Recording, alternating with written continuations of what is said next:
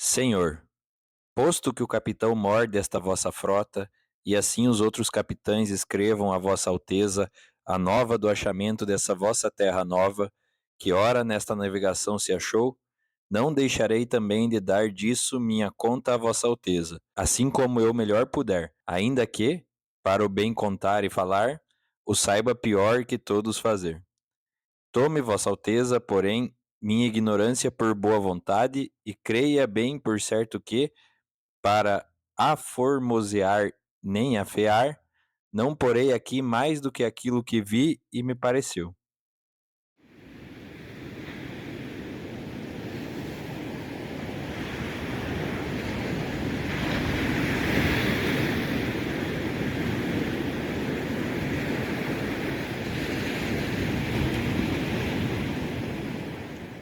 Na terça-feira das oitavas de Páscoa, que foram 21 dias de abril, estando da dita ilha a obra de 660 ou 670 léguas, segundo os pilotos diziam, topamos alguns sinais de terra, os quais eram muita quantidade de ervas compridas, a que os mareantes chamam botelho, assim como outras a que dão nome de rabo de asno. E quarta-feira seguinte, pela manhã, topamos aves que as chamam de furabuchos. Neste dia, a horas de véspera, houvemos vista de terra.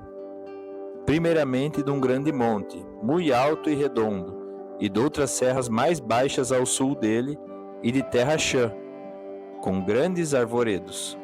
Ao monte alto o capitão pôs o nome, o Monte Pascoal, e a terra de Vera Cruz. Mandou lançar o prumo.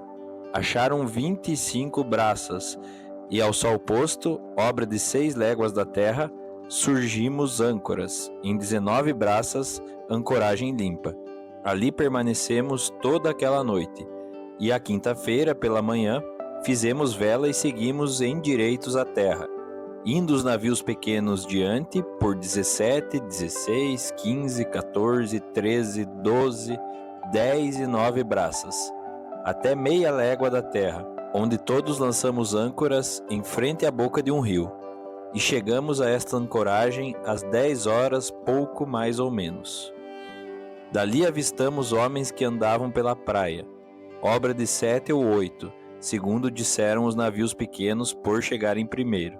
Então lançamos fora os batéis e esquifes, e vieram logo todos os capitães das naus a esta nau do capitão Mor, onde falaram entre si. E o capitão Mor mandou em terra no batel a Nicolau Coelho para ver aquele rio. E tanto que ele começou de ir para lá, acudiram pela praia homens, quando aos 2, quando aos 3, de maneira que, ao chegar o batel à boca do rio, já ali havia 18 ou 20 homens. Eram pardos, todos nus, sem coisa alguma que lhes cobrisse suas vergonhas. Nas mãos traziam arcos com suas setas. Vinham todos rijos sobre o batel, e Nicolau Coelho lhe fez sinal que pousassem os arcos, e eles os pousaram.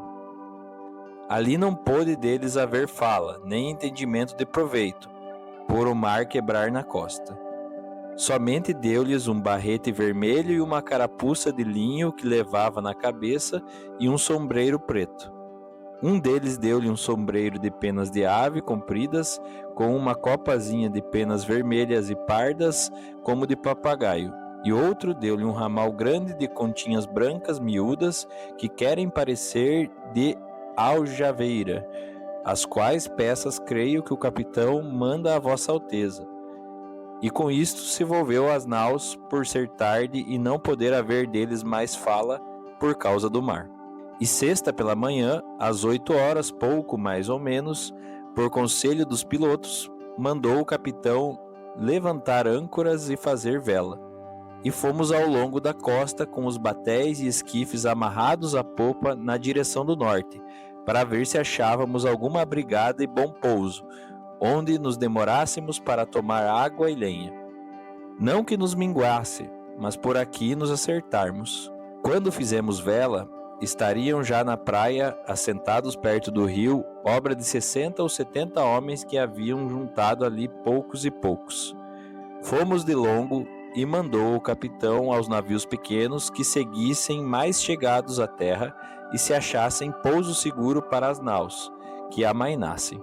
E, velejando nós pela costa, obra de 10 léguas do sítio donde tínhamos levantado ferro, acharam os ditos navios pequenos um recife com porto dentro, muito bom e muito seguro, com uma muito larga entrada. E meteram-se dentro e amainaram.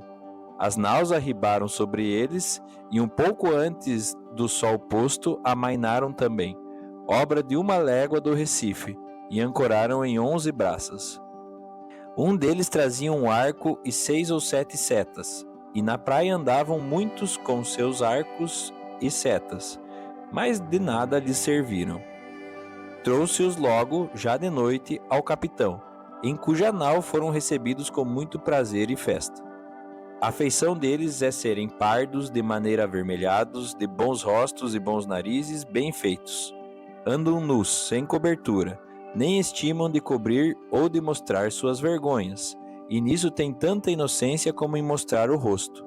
Os cabelos seus são corredios, e andavam tosquiados de tosquia alta, mais que de sobrepente, de boa grandura e rapados até por cima das orelhas.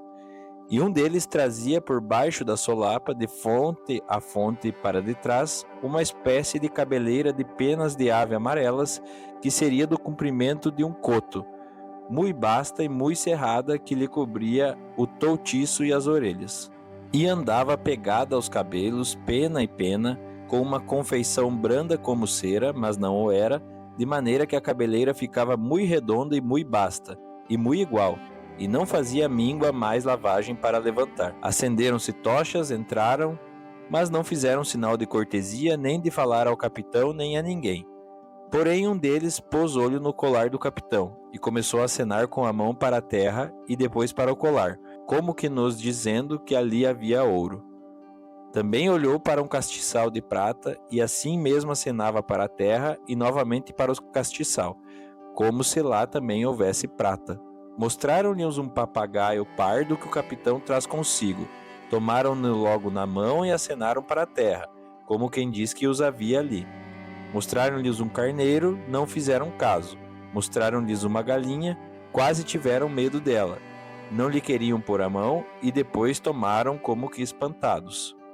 Deram-lhes ali de comer, pão e peixe cozido, confeitos, fartéis, mel e figos passados. Não quiseram comer quase nada daquilo, e se alguma coisa provaram, logo lançaram fora. Trouxeram-lhes vinho numa taça, mal lhe puseram à boca. Não gostaram nada, nem quiseram mais. Trouxeram-lhes água em uma albarrada, não beberam. Mal a tomaram na boca, que lavaram e logo lançaram fora. Ao sábado pela manhã mandou o capitão fazer vela, e fomos demandar a entrada, a qual era muito larga e alta, de 6 a 7 braças. Entraram todas as naus dentro e ancoraram em 5 ou 6 braças. Ancoragem dentro tão grande, tão formosa e tão segura, que podem abrigar-se nela mais de 200 navios e naus. E tanto que as naus quedaram ancoradas, todos os capitães vieram a esta nau do capitão Mor. Fomos assim de frecha diretos à praia. Ali acudiram logo obra de 200 homens, todos nus e com arcos e setas nas mãos. Aqueles que nós levávamos acenaram-lhes que se afastassem e pousassem os arcos. E eles os pousaram, mas não se afastaram muito. E mal pousaram os arcos, logo saíram os que nós levávamos e o mancebo degredado com eles. E saídos não pararam mais, nem esperavam um pelo outro, mas antes corriam a quem mais corria. E passaram um rio que por ali corre, de água doce, de muita água que lhes dava pela braga. Foram assim correndo, além do rio, entre umas moitas de palmas onde estavam outros. Mas logo tornaram a nós e com ele vieram outros que nós leváramos, os quais vinham já nus e sem carapuças. Davam-nos aqueles arcos e setas por sombreiros e carapuças de linho ou por qualquer coisa que homem lhes queria dar. Muitos deles, ou quase a maior parte dos que andavam ali, traziam aqueles bicos de osso nos beiços, e alguns que andavam sem eles tinham os beiços furados e nos buracos uns espelhos de pau. Aí andavam outros quartejados de cores, a saber, metade deles da sua própria cor e metade de tintura preta, a modos de azulada, e outros quartejados de escaques. Ali andavam entre eles 3 ou 4 moças e bem gentis, com cabelos muito pretos, compridos pelas espáduas, e suas vergonhas tão altas, tão cerradinhas e tão limpas das cabeleiras que, de as muito bem olharmos, não tínhamos nenhuma vergonha. E uma daquelas moças era toda tingida, de baixo a cima daquela tintura, e certo era tão bem feita e tão redonda, e sua vergonha, que ela não tinha, tão graciosa, que a muitas mulheres da nossa terra, vendo-lhe tais feições, fizera vergonha, por não terem a sua como ela. À tarde saiu o capitão Mor em seu batel, com todos nós outros e com os outros capitães das naus em seus batéis a folgar pela baía, em frente da praia. Mas ninguém saiu em terra, porque o capitão não quis, sem embargo de ninguém nela estar. Somente saiu, ele com todos nós, em um ilhéu grande, que na baía está e que em baixa mar fica muito vazio. Porém, é por toda parte cercado de água, de sorte que ninguém lá pode ir, a não ser de barco ou a nado. Ao domingo de Pascuela pela manhã, determinou o capitão de ir ouvir missa e pregação naquele ilhéu. Mandou todos os capitães que se apresentassem nos batéis e fossem com ele. E assim foi feito. Mandou naquele ilhéu armar um esperavel e dentro dele um altar muito bem corrigido. E ali, com todos nós outros, fez dizer missa, a qual foi dita pelo padre Frei Henrique, em voz entoada e oficiada com aquela mesma voz pelos outros padres e sacerdotes. A qual missa, segundo meu parecer, foi ouvida por todos com muito prazer e devoção. Ali era com o capitão a bandeira de Cristo, com que saiu de Belém, a qual sempre esteve levantada da parte do Evangelho. Acabada a missa, desvestiu-se o padre e subiu a uma cadeira alta, e nós todos lançados por essa areia. Enquanto estivemos a missa e a pregação, seria na praia outra tanta gente, pouco mais ou menos como a de ontem, com seus arcos e setas, a qual andava folgando. E olhando-nos sentaram-se, e depois de acabada a missa, assentados nós à pregação, levantaram-se muitos deles, tangeram corno ou buzina e começaram a saltar e dançar um pedaço. Vieram logo todos os capitães a esta nau, por ordem do capitão Mor, com os quais ele se apartou e eu na companhia, e perguntou a todos se nos parecia bem mandar a nova do achamento dessa terra a vossa alteza pelo navio dos mantimentos, para melhor a mandar descobrir e saber dela mais do que nós agora podíamos saber, por irmos de nossa viagem. E entre muitas falas que no caso se fizeram, foi por todos ou a maior parte dito que seria muito bem. A segunda-feira, depois de comer, saímos todos em terra a tomar água. Ali vieram então muitos, mas não tantos como as outras vezes. Já muito poucos traziam arcos. Estiveram assim um pouco afastados de nós e depois, pouco a pouco, misturaram-se conosco. Abraçavam-nos e folgavam, e alguns deles se esquivavam logo. Ali davam alguns arcos por folhas de papel e por alguma carapucinha velha ou por qualquer coisa. Em tal maneira isto se passou que bem 20 ou 30 pessoas das nossas se foram com eles, onde outros muitos estavam com moças e mulheres, e trouxeram de lá muitos arcos e barretes de penas de aves, e segundo diziam esses que lá foram, folgavam com eles. Nesse dia os vimos mais de perto e mais à nossa vontade, por andarmos quase todos misturados. Ali alguns andavam daquelas tinturas quartejados, outros de metades, outros de tanta feição como em panos de armar, e todos com os beiços furados e com muitos ossos neles. E eram cheios de uns grãos vermelhos pequenos que, esmagando-os entre os dedos, faziam tintura muito vermelha, de que eles andavam tintos. E quanto mais se molhavam, tanto mais vermelhos ficavam. Todos andam rapados até em cima das orelhas, e assim as sobrancelhas e pestanas. Trazem todos as testas, de fonte a fonte, tintas da tintura preta, que parece uma fita preta da largura de 2 dedos. E o capitão mandou aquele degredado Afonso Ribeiro e a outros 2 degredados que fossem lá andar entre eles. E assim a Diogo Dias, por ser homem ledo, com que eles folgavam. Foram-se lá todos e andaram entre eles, e segundo eles diziam, foram bem 1,5 légua a uma povoação, em que haveria 9 ou 10 casas, as quais eram tão compridas cada uma como esta nau capitânia. Eram de madeira e das ilhargas de tábuas e cobertas de palha, de razoada altura. todas de uma só peça, sem nenhum repartimento, tinham dentro muitos esteios e de esteio a esteio uma rede atada pelos cabos, alta em que dormiam. Debaixo, para se aquentarem, faziam seus fogos, e tinha cada casa 2 portas pequenas, uma num cabo e outra no outro. Diziam que em cada casa se recolhiam 30 ou 40 pessoas, que eles tinham, a saber, muito inhame e outras sementes que na terra há e eles comem. Mas quando se fez tarde, fizeram-lhes logo tornar a todos e não quiseram que lá ficasse nenhum. A quinta-feira, derradeiro de abril, comemos logo quase pela manhã e fomos em terra por mais lenha e água. Andariam na praia, quando saímos, 8 ou 10 deles, e de aí a pouco começaram a vir mais. E parece-me que viriam, este dia, à praia 400 ou 450. Traziam alguns deles arcos e setas, que todos trocaram por carapuças ou por qualquer coisa que lhes davam. Comiam conosco do que lhes dávamos. Bebiam alguns deles vinho, outros o não podiam beber. Andavam todos tão dispostos, tão bem feitos e tão galantes com suas tinturas, que pareciam bem. Acarretavam dessa lenha, quando podiam, com muito boa vontade, e levavam-na aos batéis. Andavam já mais mansos e seguros entre nós, do que nós andávamos entre eles. Eles não lavram nem criam. Não há aqui boi, nem vaca, nem cabra, nem ovelha, nem galinha, nem qualquer outra limária que costumada seja ao viver dos homens. Nem comem senão desse inhame, que aqui há muito, e dessa semente e frutos, que a terra e as árvores de si lançam. E com isto andam tais e tão rijos e tão nédios, que não o somos nós tanto, com quanto trigo e legumes comemos.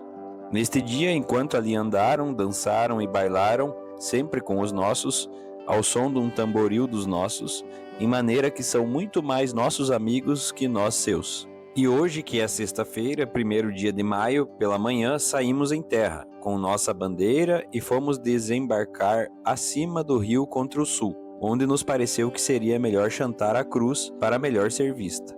Ali assinalou o capitão o lugar onde fizessem a cova para a chantar. Enquanto a ficavam fazendo, ele com todos nós outros fomos pela cruz abaixo do rio, onde ela estava.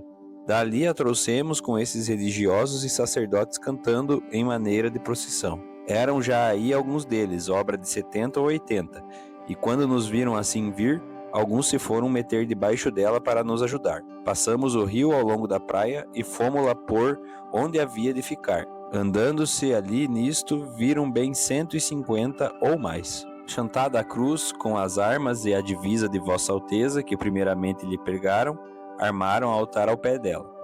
Ali disse missa o padre Frei Henrique, a qual foi cantada e oficiada por esses já ditos. Ali estiveram conosco a ela a obra de 50 ou 60 deles, assentados todos de joelhos, assim como nós. E quando veio ao Evangelho, que nos erguemos todos em pé, com as mãos levantadas, eles se levantaram conosco e alçaram as mãos, ficando assim até ser acabado. E então tornaram-se a sentar como nós.